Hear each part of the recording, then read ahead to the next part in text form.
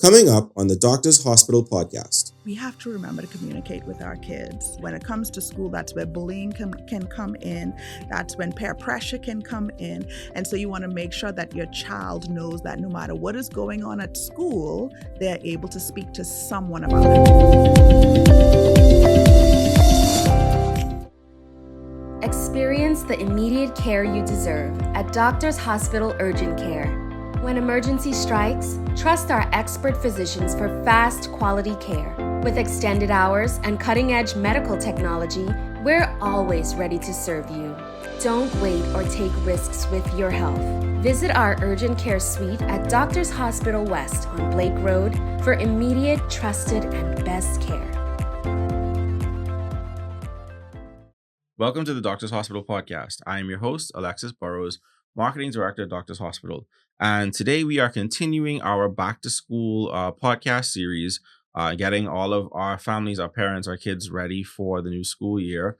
We are deep into August now, and we are sitting down today with Dr. Yashica Seymour, who is a pediatrician and also a subspecialist in pediatric critical care. So welcome to the podcast, Dr. Seymour. Thank you very much. It's a pleasure to be here. So we want to talk with you a little bit about academic success and learning strategies as kids, parents, families get ready to go back into the school year. How to prepare for academic success, some of the things that parents should be aware of as they, prepare their kid for school, but also once they get into the school year, how they can kind of pay attention to certain things to just be abreast of what may be going on with their kid as it pertains to, the educational and the academic component of school life. So we want to talk through a couple of things, homework and physical health and all of these things, how everything plays together, basically. So to start off with, I guess at the ground floor, how does a child's physical health impact their academic performance? That's a really good question. So when it comes to a child's physical health, with anything, even let's say if you're working, you want to make sure that physically you're in the best health, because your brain obviously is an organ and your brain is responsible for a lot of functions. And so in order to maintain adequate function of the brain, you want to make sure that you're in good physical health. And so what does this mean? What this means is you want to make sure that the child is getting adequate nutrition. If you see, or when you go to a pediatrician's visit for your well visits, we always put a lot of emphasis on the nutrition and the growth and development of the child, just because we know that if you have impaired growth, sometimes that is stunting the development of your brain. And so you want to make sure that the child has adequate nutrition. You want to make sure that the child has adequate rest. And you also want to make sure that the child is having some type of physical activity. Basically, it's an avenue for which they can, express themselves or express things that they find important to them. So it's very important to make sure you have all of these things when it comes to a child's academic success. Yeah, that physical activity is important because it also gets to tire them out so they can just go to bed on time. Go to sleep, I know, right? And then that helps them to get sufficient rest. It all works together.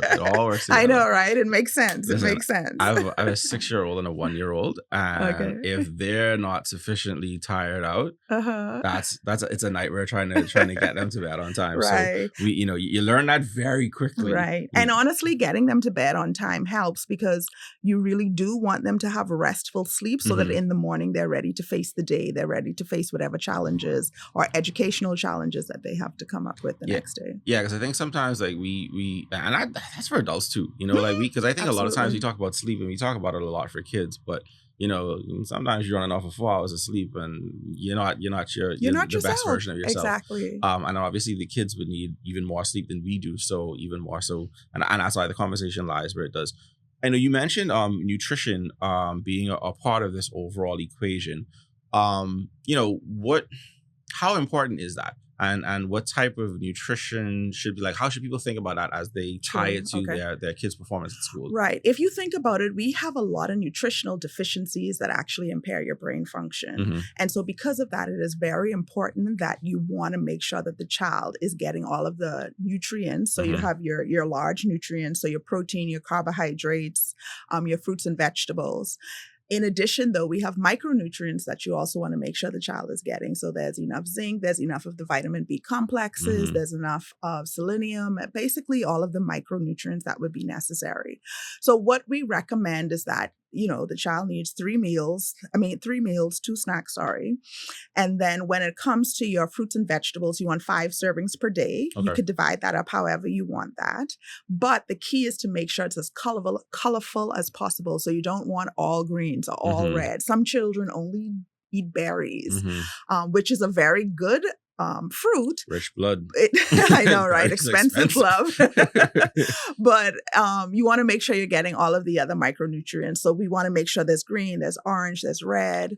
And then, like I said, protein is extremely important in this age group because remember, these are growing children. So they need to make sure that they have adequate protein intake. And so, like I said, all of this contributes to the development of the brain. If you think about it with the child, it is a developing brain. And so when you talk about academics, you have to make sure that the brain has all of the fuel that it needs in order to properly develop. Right. Because if the fuel is not there, it's not going to grow.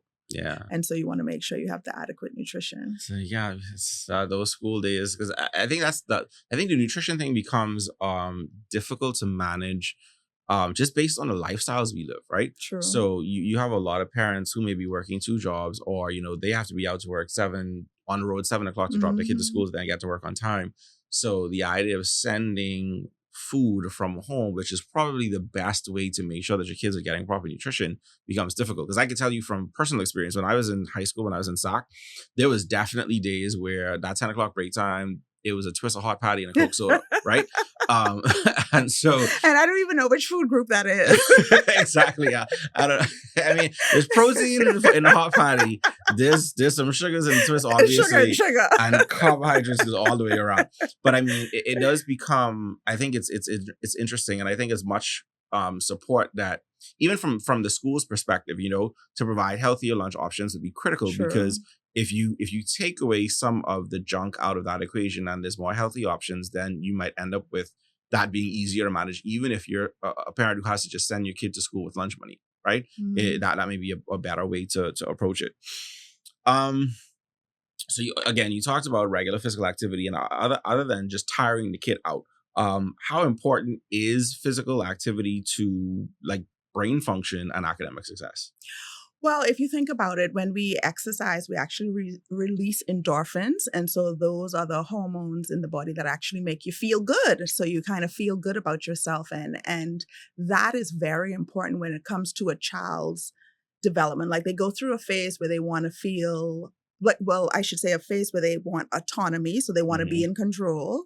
And then secondly, children love praise. Like, I don't know, you said you have a 6-year-old and a 1-year-old. And a 1-year-old. So that 1-year-old, I'm not sure if you've ever seen, but if that child does something good, they literally look at you for you to praise them, to give them So, funny story. So he's in the process now of feeding himself. Okay. And so the way that goes is if you're not paying attention, so he's sitting down, he has his food. As he puts food in his mouth, he will stop. And if you don't say yay or you don't clap, he will start clapping himself, right? And so you see it very, very, very clearly. So and it's because that makes them feel accomplished. I did something good. And so likewise with exercise, with releasing these endorphins and actually even having a task that they are able to go ahead in a short time period and accomplish, it makes them feel good about themselves. And so then they develop self-confidence, and then they develop a self-worth. They pride in themselves. And I do want to just put in right here, when we talk about all of these things in terms of nutrition, when we talk about exercise, I get it, how difficult it is. There's picky eaters. There's some children that just, let's say, may not be motivated with certain foods or certain activities. But it is important for us to remember that as we prepare for back to school, it actually begins from day one.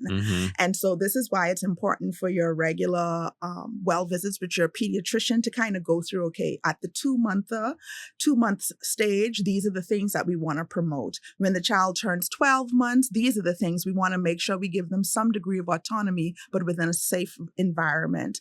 And so we want to make sure, if you look at the way we approached food back in the day, it was always, just only try one new food every week. Like we had a lot of restrictions, but they're realizing now that, hey, you want to expose your children to as much as possible in a safe environment, in a, how should I say, with a strategic approach, because we don't want the child to be a picky eater. You don't want a child that only eats fruits, only eats grits, or only eats noodles, because we know the nutritional content of that is that to a plastic fork. And so because of that, we want to make sure we're introducing them as early as possible, safely, which will be guided by a pediatrician, to a wide variety of foods, so that when they reach that toddler age or when they reach the teenage age, that they're actually making healthier food choices, and they're also doing activities that help with regards to their self-confidence and self-worth. Okay. I want to talk a little bit about homework, because we've been talking through some of this stuff, and I think one of the things is you start to think about, okay, getting back into this, because you talked about getting back into that mind frame, right? As kids and parents, families get ready to go back into the school environment, and they prepare for things like, the deluge of homework that these schools send. What are some key things that, parents and kids should be aware of in terms of cultivating a conducive environment for homework? Good. So I love that question, because it is something that you kind of have to prepare for. You can't just say, oh, okay, my child will do his or her homework, and everything will be fine. I think the first step is to make sure that they actually have a location for where they are designated to do their homework. The bedroom is not a good place, just because the bed is there and everything that the child sees as relaxing kind of or unwinding is there. But this is not the time for that. So you want to make sure you have a good location that has adequate lighting, that does not have a lot of distractions. If you don't have that in your home, it is okay to use a library. It is okay to say that, okay, you come home, you kind of do what you need to do, and then I'll drop you to the library, or we will go to the library for 1 to 2 hours so that you could get your homework done. So you want to make sure you have an adequate location. Like I said, minimal distractions. You want to make sure there's also adequate lighting. And what I strongly do recommend is that after you've been through a fabulous summer, because our Bahamian kids are privileged. They have these elaborate summer vacations. You want to actually start to prepare. So they need to start to get into a routine. So a routine where, okay, it may not be, we're studying calculus, but it may be something where we say, okay, let's start to put in a routine where we give ourselves 30 minutes where we're doing some reading. And so that kind of prepares them for the school year where, okay, we're no longer on play mode. We're now getting ready for school mode. Yeah. So especially, as we, like I said, we're around the middle of August now, starting to get back to, that transitioning back to the regular bedtime, and things like that, getting back into the idea of a schedule and a routine is critically important, because you can't jump cold turkey into whatever your school time bedtime is or school time routine is the first day of school. Because those kids are going to be like, what is going on? Exactly. And then that actually causes stress in the parent. Then the parent sometimes has negative coping mechanisms. It's a cycle, right? Yeah. So it's like, and I think even kids are very much, they mimic us, right? And even I think sometimes people think about that only in the early developmental stages, like when they're a baby and they're learning how to talk and walk and all these different things. But they give you back the energy you give them. Absolutely. Right? So it's like you set up an environment potentially where they're going to be stressed out. They stress you out, you stress them out, and it becomes that cycle. And so getting into that, like I think, what we've done in the past is, little by little, basically each week you kind of push the bedtime forward a half hour, until you get back to, okay, if the bedtime is 8:00, then by the time, that last week before school starts, you're kind of already eased back into the 8:00 bedtime routine, and what that means for when you have dinner and afternoon playtime and all of those things. So you really kind of have to work it Because Right. otherwise, you like I said. That's perfect. Honestly, that is perfect. And the other thing I do want to say is, in addition to working in the bedtime, working in the structured study time, Mm-hmm. we have to remember to communicate with our kids, Mm-hmm. because they need to know that, hey, with mommy or daddy or aunt, whoever the guardian is, that Mm-hmm. there is a safe space. And we have to be careful not to overreact when they come to us with these things. And the Mm-hmm. reason I'm pushing this now is that, when it comes to school, that's where bullying can come in. Mm-hmm. That's when peer pressure can come in. And so you want to make sure that your child knows that no matter what is going on at school, they're able to speak to someone about it. And so even with our visits too, I always ask if somebody makes you upset or something makes you sad, who can you talk to about it? And I want to make sure we have to make sure each child has an adult, a responsible adult that they can talk to about things, because school is rough. Mm-hmm. School is rough. Oh, no, and it's important, like you said, to, and that starts very, very early. I think that's something that, before I was a parent, I didn't realize how important it is to start that stuff early, because, Absolutely. As early as kindergarten, first grade, you kind of have to be able to help your kid manage those sorts of environments, because people don't realize bullying doesn't start in high school Exactly. or even in third or fourth grade. Like, that Right. can start as early as kindergarten and first grade, because you have kids coming from a lot of different environments, a lot of different influences. Mhm. So each kid's view of the world is going to be different. So it's important to kind of, like you said, maintain that safe space, make sure your kid is aware that they can come and talk. And then, like you said, Exactly. managing your reaction as a parent, Yes. because you can't tell a kid, if somebody does something, I'm going to kill him, because then Exactly. what happens, but that's kind of sometimes where we go. But then if your kid takes you on, and it's someone that, especially when you start to go a little bit further, if you're talking about things like assault and stuff like that, if it's someone in the family or if it's someone who's a close friend or things like that, then they're like, well, I don't want mommy or daddy to kill this person. And so then they don't say. Exactly. And so that's why the management of how you react as a parent is so critical. Because I've seen that. I've heard stories of people who said, well, I didn't tell anyone what was going on because, so-and-so said, if anybody does anything to you, I'm going to kill them. Right. Literally. And you kids take you Right. at your word, Exactly. right? They take you literally. Exactly. So it is important to kind of manage, like you said, those responses, because kids will take you at your word, and that may end up creating more of a hazard in them telling you what's going on, whether it's in the school environment or anywhere else. Absolutely. Absolutely. All right, so we're having a great conversation with Dr. Yashica Seymour. We're going to take a quick break for some words from our sponsors, and we'll be right back on the Doctor's Hospital podcast. Are you seeking exceptional healthcare beyond the traditional hospital setting? Introducing Doctors Hospital Clinics, your trusted destination for comprehensive care. Our full-service locations provide affordable services through our Loyalty Advantage membership program and NHI. Experience seamless care with our integrated health system, where your medical history travels with you, ensuring continuity of care. Book an appointment today at clinics.doctorshosp.com. We make primary care easy. Welcome back to the Doctor's Hospital podcast. We are continuing our conversation on academic success and learning strategies with Dr. Yashica Seymour. We're having a very, very great conversation thus far. So let's dive right back in. Obviously, as a pediatrician, one of the things that we'd want to know, is what are some common medical conditions that might affect a child's learning, and how, as parents or even for kids themselves, how do you manage that? How do you navigate that? Okay. So when it comes to medical conditions that affect a child's learning ability, we have specific learning disabilities. So someone may have just a learning disability. Mm-hmm. They're able to function, but when it comes to school performance, it may not be where we want it to be. We have things like ADHD, which is attention deficit and hyperactivity disorder. And then we also have autism. We just finished our Autism Awareness Month. So I think everybody is well versed on that now. So these are just a few of the issues that may impact a child's learning ability. Mm-hmm. And so when it comes to identifying these conditions, this is where your pediatrician comes in terms of guiding you. And so there's screening tools that we can use. And then once a learning let's say a condition, or I should say a condition that impacts the learning. So if a learning disability is identified, then we actually refer them for special education. If it's something like ADHD, we can decide whether or not it's impacting it so much that medication may be necessary. But even before that, we go through behavioral changes that needs to be implemented.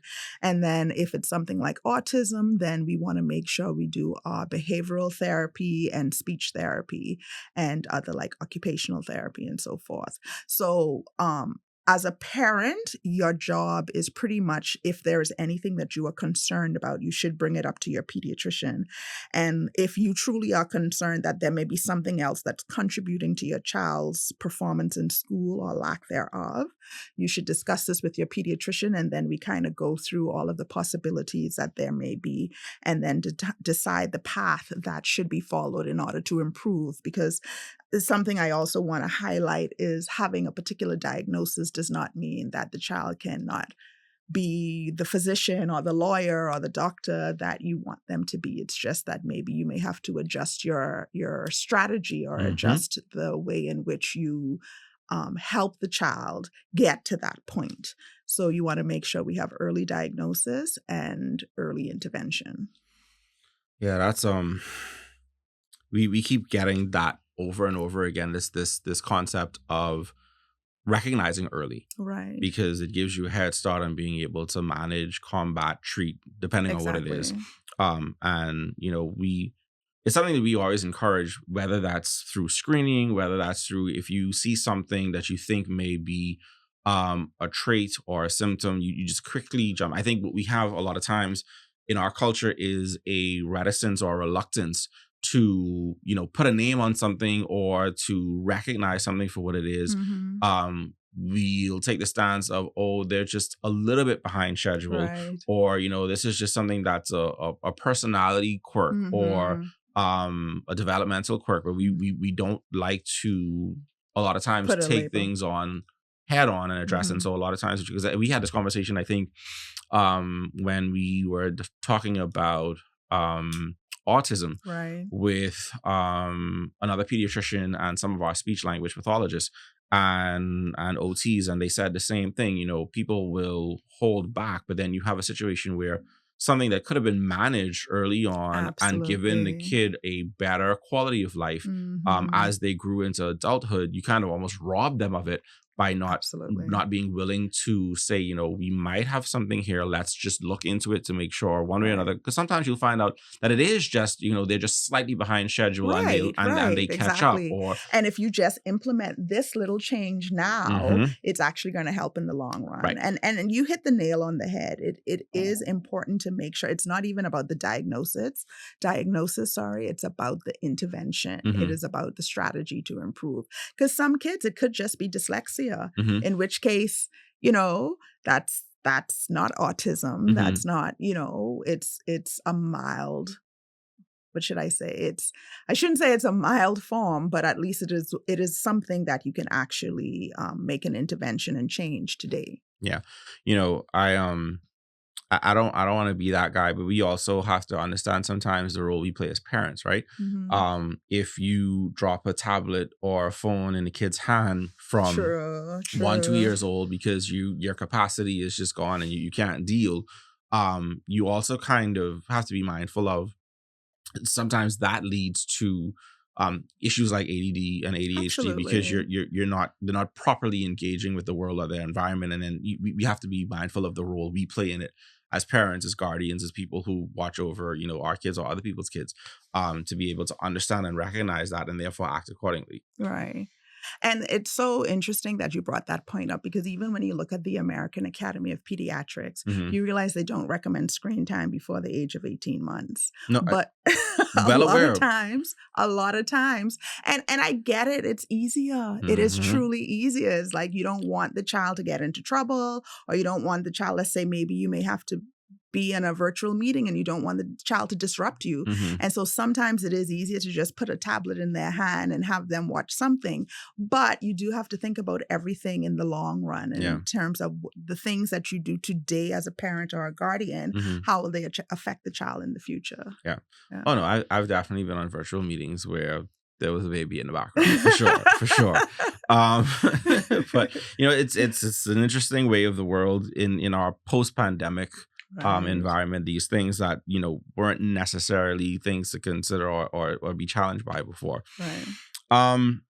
Okay, so looking at academic struggles, how can parents help to identify if their kid is having an academic struggle? So what are some of the warning signs, the things they can look out for? And then how can they identify if it's tied to a particular underlying medical condition or issue? Right. So with regards to the warning signs for the academic struggles, you have to communicate with your child's teacher. Even when we have our well visits, we always ask, so what is the teacher saying about the child? Is it that the child, let's say, for example, I just had a kid, the mom brought in for headaches, and it was just that the child sat in the front of the class and for whatever reason had to sit in the back, and that's when the headache started. And it turned out the child just had a problem with her vision. She just needed glasses. So that communication with your teacher is very important to know what is it that has to happen. What is it that happens in school?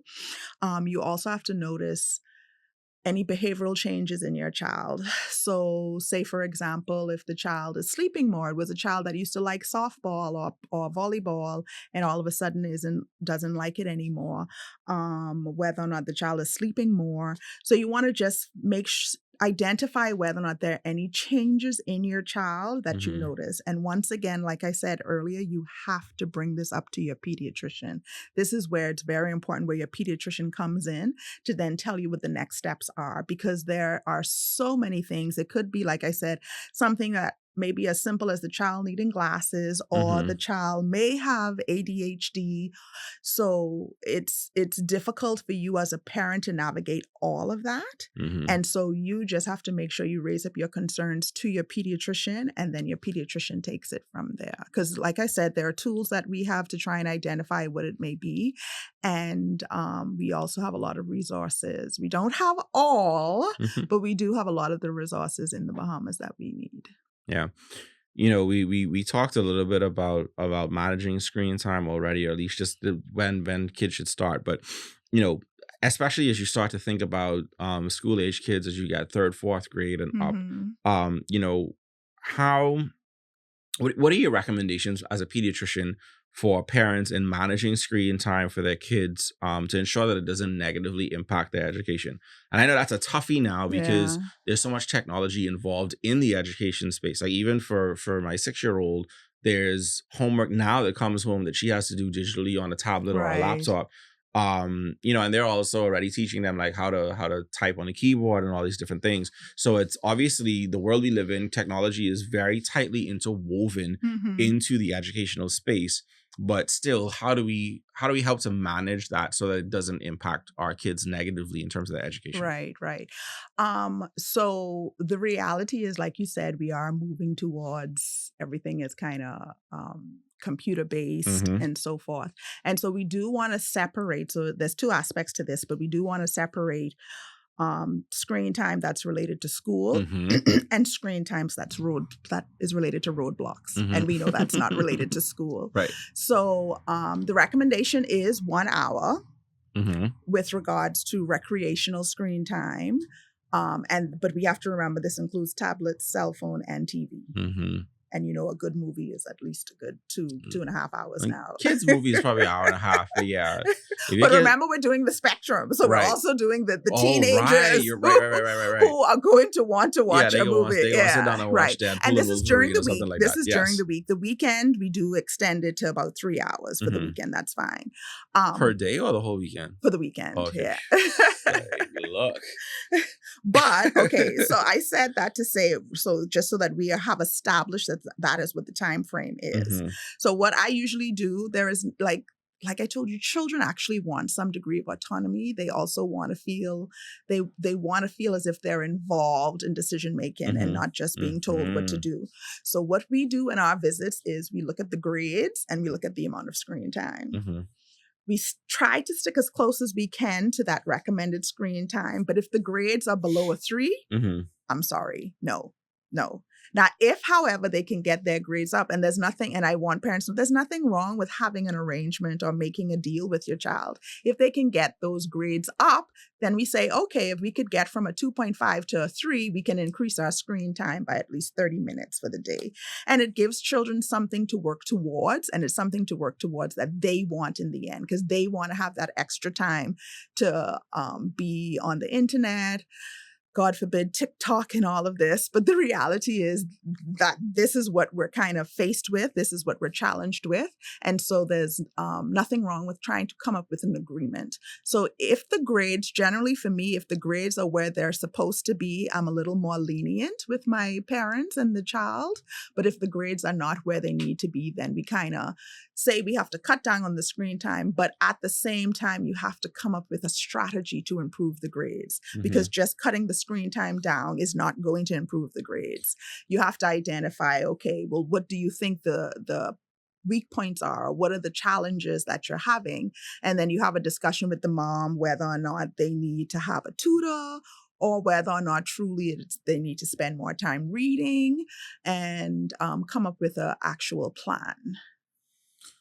Yeah, I think, a lot of this too, even in terms of some of the earlier conversation, it comes to knowing your kid, right? So for example, my daughter gets her homework in 5 minutes. It doesn't matter what they send home, right? And so, and she's in first grade, but it's like she excels academically. So it's kind of knowing and understanding that, and then kind of figuring out. So for example, she's also a kid who likes to do different things. So she'd want to do like IXL on the tablet, or she may want to do, like right now, she wants to learn another language. So she's been kind of playing around. I'm going to get in so much trouble for this, but she's been trying. One of the things she said she wanted to learn is Hebrew. Now, listen to me.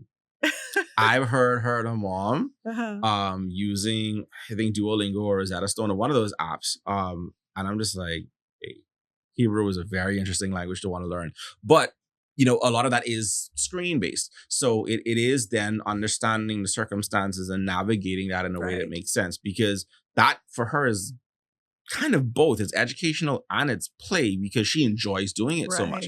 And so again, I think sometimes, it's a little bit more than just this hard, fast rule. Absolutely. It is this understanding of what your kid is into, what they do, and navigating that, because then you don't want your kid to be like, oh, well, I want to learn language, but really they're playing Roblox, like you said. Right. And it's okay if they want to do that, but your GPA can't be a 1.5. Right. And you're learning Hebrew. Just I don't think that's possible for those two things to align personally. Because like I said, Hebrew, I've heard like they go backwards. What are you talking? Listen to me. But yeah, it is about knowing your kid and then trying to manage them specifically within the understanding of the framework of what the guidelines say. Absolutely. Absolutely. That's a great way to put it. Yeah. All right. So how can we talked about routine? We talked about getting back into the concept of routine as we get back towards starting school. How can parents create a balanced routine that supports both academic responsibilities and physical health? So this one is probably the hardest thing for parents.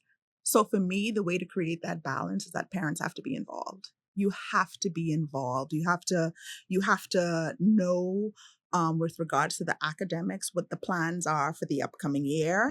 And then you have to know your child. And then you create you create a space in which you are blending the two. It does require a lot of work. Some people are better at it than others, but I do think as you work once again with your pediatrician, with your, let's say, your godparents or cousins or aunts or whatever, you have to create a space where you merge the two for the child. So for example, let's say the child is going in grade 1. And so, they're going to put emphasis on letter recognition. If the child isn't there yet, they're going to put the colors, trying to start to read now. There's nothing wrong with when it comes to your summer activities. You actually prepare some of that. You do some of the homework for the teacher in terms of preparing the child for going to school. Mm-hmm. And so that actually will help the child not to be frustrated, because remember, you now are creating learning in a more relaxed environment. Mm-hmm. Versus school, where the child may be pressured to be like, oh, okay, I'll be laughed at if I get it wrong, or I will be teased and so forth. Mm-hmm. And so it does require a lot of work. But for me, the best way to kind of bring both of them together is that the guardian has to be involved. You have to know what the plan is for the upcoming year and what your child likes, and you just kind of create a safe zone, and you kind of merge the two together. Like I remember my sister, she was an older mother, and I used to feel so sorry for her, looking for her class lessons online to prepare her son for school, but it pays off in the end. And so I just tell every parent, you have to see your child as your investment. Once again, I get it. It is not easy. Not everybody has the flexibility with their job that allows them to do this. But that is where you look for other people in your village that could kind of help you out. It may not necessarily have to be you, but it could be an older sibling. It could be a cousin. It could be an aunt. So you just have to kind of strategize what your plan will be and who will be involved. Okay. So one final question as we wrap up. How can pediatricians, parents, and schools collaborate together to support children with medical conditions that affect their learning and navigating that space? Because I think that's kind of a three-pronged thing, right? Right. It's the parent, it's the school, and it's the pediatrician or the medical community. How can those three units work better together to help kids who are in school but are managing medical issues? So the best way for that is communication. There needs to be communication through all parts. And when I say communication, it doesn't have to be, we're speaking to each other as you and I are speaking here. Sometimes it could just be a letter that says, okay, this is what's going on. I had a few teachers, and I'm very grateful for them, where they actually sent a report to me. So the child had a diagnosis. This is what the diagnosis was. We implemented a strategy, a plan, and then they gave a report after 2 months to say, okay, this is what we've seen. Johnny is starting to do this. Johnny is now doing that. And so that's, for me, that was actually that was game changing, because then it lets you know that, oh, okay, well, we did this educational strategy, mom is doing this strategy and it worked. And sometimes it may be a situation where, hey, it doesn't work. And you may realize instead of let's say doing remote memory may not work for the child. The child may be someone that needs to discuss it with someone and then kind of think through things, and maybe they need help with their analytical skills. And so I would say it should definitely be a part of every well visit where, and I would love to see that happen, where the teacher sends a report to the pediatrician. And so then it could kind of go through everything together to see what is the best strategy for the child. Because it truly does take a village to raise a child. So yeah, communication is key. Okay, awesome. I want to thank you so much, Dr. Seymour, for joining us today on the podcast. This has been a very interesting and balanced conversation over a lot of different topics around the idea of managing academic success and learning strategies. So thank you so much for taking time out of your schedule to join us. And, we look forward to, I think the last time we did a podcast like this with you was about 3 years ago. Hopefully it won't be another 3 years before we get you back on. But very grateful for the conversation. And I'm sure our listeners will also be grateful for all of the interesting insights into this idea of managing their kids' academic success. So thank you very much. You're welcome. And thank you for all that you do, because it is truly a beneficial podcast series that you're running. Thank you so much. And to our listeners, as always, we invite you to like, comment, subscribe, and share. And we will see you back here next week on the Doctors Hospital Podcast. Doctors Hospital Specialist Clinic is where trusted and best care meets consistency and dedication. Let our expert specialists take you on a healthcare journey where warmth, compassion, and your well-being come first. From diagnosis to prescription, we are with you every step of the way, ensuring your peace of mind. Visit us today at Centerville Medical Center, Collins Avenue and 6th Terrace, and discover quality, compassionate healthcare at Doctors Hospital Specialist Clinic.